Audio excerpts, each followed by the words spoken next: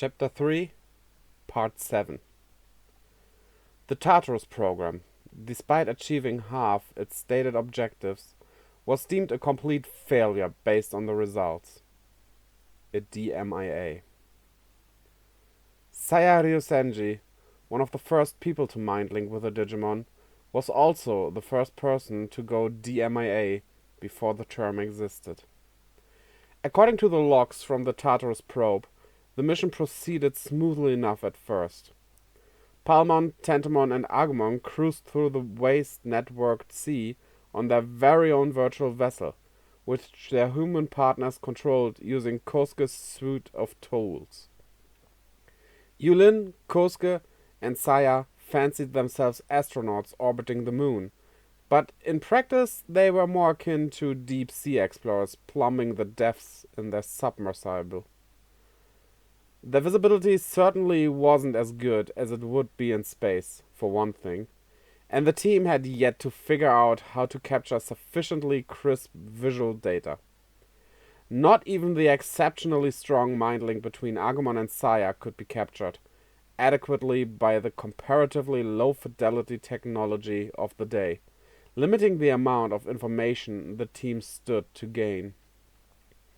They may as well have been trawling the seafloor with little more than a small flashlight to guide them.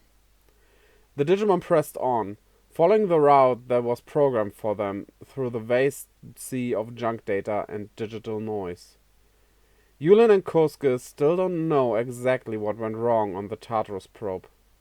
Something happened, but they couldn't make out what. The only one who would have seen whatever happened in the blurry, black and white mush of a video feed was Saya. She alone would have seen a meaningful packet, or some sort of malicious code execution, or perhaps something that qualified as sentient.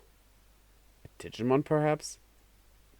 Whatever it was hostile.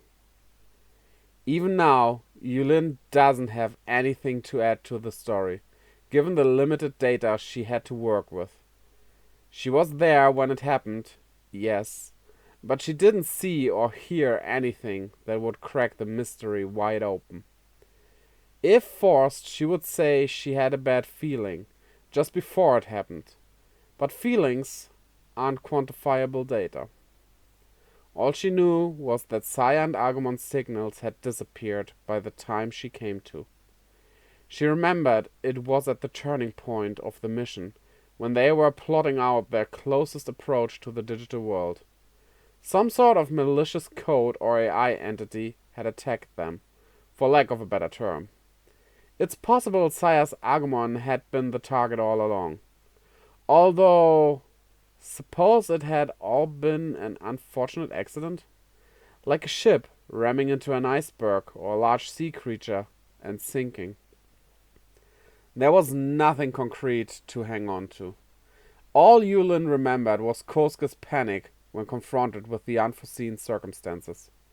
His fiancée's signal was gone, swallowed by some unseen monster, to hear him tell it. Their partner Digimon were only doing what they were programmed to do. Kosuke fought for Saya's inclusion as a one-woman survey team. Maybe if he had been the survey team instead, or activated manual controls and pulled her closer. But Kosuke didn't have that power. Professor Ryusenji did. The Tartarus probe was heavily damaged and barely functional. Palmon and Tentomon were injured as well. Right or wrong, the professor prioritized Kosuke and Yulin's safe return, so they wouldn't be tempted to try and rescue Saya. He couldn't risk all three of them going DMIA on the very first mission. Shu Yulin, now a squad leader with the Digipolice, stood in the DDL lobby with an Abaddon Electronics. The wall-sized display rotated through its carousel of seasonal nature footage while she waited. Several years separated her from the failure of the Tartarus program. Years full of nights spent turning over the events of that mission in her mind. She and Kosuke returned to the real world to find Saya's comatose body lying beneath the sheet. Analysis of the mission data showed that her consciousness remained in Agumon's digicore, which itself disappeared from the site of the accident. Their best guess was that the digicore had been taken somewhere else within the digital world. Saya was officially DMIA, the first person on record to go missing in the digital world. With the benefit of hindsight, the why was obvious. She'd run out of time. Her consciousness fused with Agumon's digicore, and nobody knew what became of either of them. Even after all this time, they still had no idea where Digimon who went DMIA ended up. The processes developed for the Tartarus program were evaluated across multiple measures. Though the footage was exceedingly noisy, there was footage of the Digiworld at all was deemed a success. The scripts used to control the Digimon were an overwhelming success. Yulin and Kosuke returned safely, but Saya was DMIA. Over half of the stated goals were accomplished, but the loss of a crew member outweighed all of that.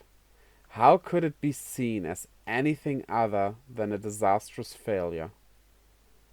There was nothing Yulin or Kosuke could have done. They didn't see or hear anything out there in the vast sea that was the network. All they knew was that Saya was gone when they came to. They sent a person with a record of incomplete mind links out on a mission with a rookie Digimon. Mere babies, learning to totter along on their own 2 feet when they weren't sitting in a stroller. They should have been more careful. They should have built more contingencies into the plan. They had no idea how intelligent these life forms would be. Yulin thought she had a grasp of how risky it all was. She understood they were essentially trying to contact aliens. Somewhere deep inside, she believed the digital world was the next frontier for humanity to conquer. That Digimon were beneath humans.